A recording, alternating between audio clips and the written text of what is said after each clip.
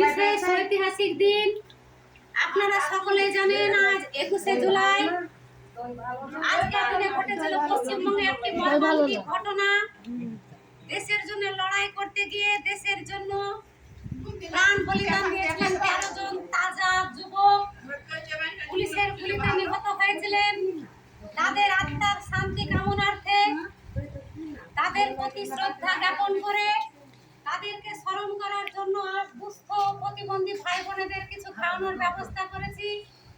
আদাব দুস্থ প্রতিবন্ধী সেবা কেন্দ্রের পক্ষ থেকে ভাই বোনেদের পাশে আছি। গত সপ্তাহে তাদের খিচুড়ি খাওয়ানো হয়েছে।